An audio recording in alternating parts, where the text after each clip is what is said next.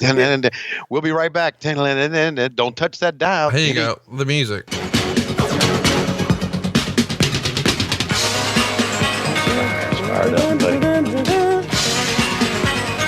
Dude, that's some great music right there. Oh, how about, should we listen to this interview, or do you want to mock it and have fun with it? No, let's listen to it. It's a good interview. Okay, here we go. The American Dream, Dusty Rhodes.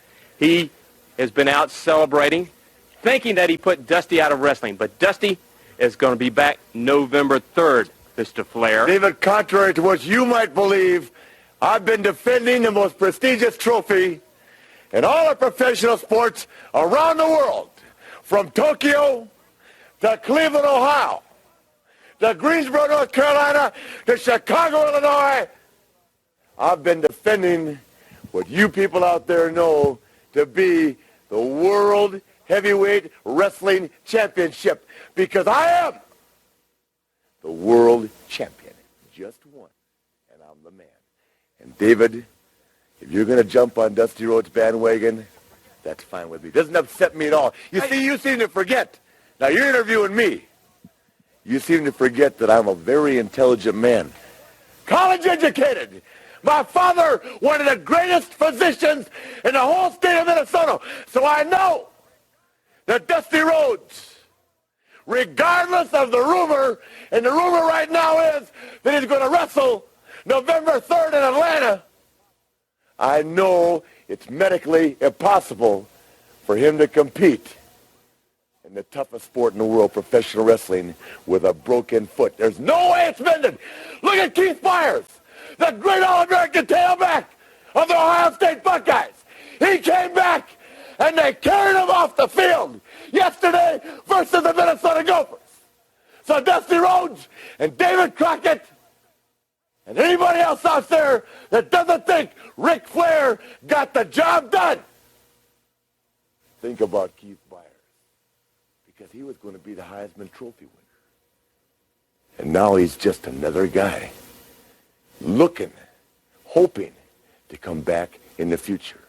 Dusty Rhodes, if you make the mistake, let's be real honest with each other, if you make the mistake of thinking that you're Ric Flair, or the man that Ric Flair is, November 3rd in Atlanta, Georgia, or any place you decide to try and get in that ring, I'm going to be right there personally. And I'm going to be laughing, I'm going to be gloating, and you're right, I'm going to be partying and driving the women wild. Because when I set my mind to do something, it gets done. And only Gene Anderson and Ric Flair, woo, we know what it takes to be a man in a man's sport. So Dusty Rhodes and David Crockett, and you tell your brother and every other promoter around the world today that if they want, woo, the custom-made, kiss-stealing, wheeling-dealing, limousine-riding, jet-flying son of a gun, known to the wrestling world as the greatest wrestler alive with two good legs. If you got the money, honey, baby, woo, I got the time. Ladies and gentlemen, let's go to Tony Schiavone. So what'd you think? I thought it was fucking awesome. Absolutely awesome. And they did such a great job. I thought we did such a great job, because this was on the 2nd of November. And there you see Buckethead talking here. We were on the 2nd of November, and we did a good job of promoting Starrcade, but also promoting the Omni on the 3rd, which was the next day that Dusty would try to make a comeback. So I thought it was a great job of that. Now, also, I want to let fans know, and I think you know this, is that the Horsemen really weren't named until after Starrcade 85. That's when Arn Anderson, after the show that aired right after Starrcade of 85, is when Arn Anderson first said Horsemen. So they are the Horsemen here in effect, but they aren't the Horsemen because there's no J.J. Dillon. J.J.'s running around with Buddy Landell.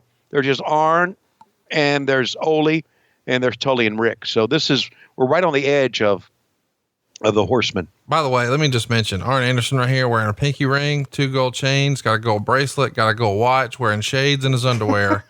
This is basically Cassio's dad in 1985 coming down the stairs every Saturday morning. and he's got that red belt too, man. It's a cool looking belt. Let me ask you, we talked about you getting a pinky ring because you've now, you're in full blown midlife crisis mode. You've dropped all the LBs. You got a new car. Renovated part of your house. You got both earrings in. Believe that. Now you're rocking not one, not two, but 3 chains around your neck. You've got 3 gold. I mean, you're in full Goomba mode right now. All you need is a pinky ring. Yeah. And Bobby Heenan used to have the BH, and you told me that you had plans. Right. You're going to get one, and do you want to tell everybody, oh, look, it's Buddy Landale. Yeah. And that must make old Peggy Lathan real happy. Anyway. And you know who he's wrestling? He's wrestling Tony Zane. And you know who Tony Zane was? No. One of Arn Anderson's best friends growing up. Really? Oh, yeah. They were good, but he and Pee Wee Anderson and Arn Anderson they were big old Rome, Georgia, white trash rednecks, they were. I bet they did a lot of barbecuing together. I bet they did. Yes, they did.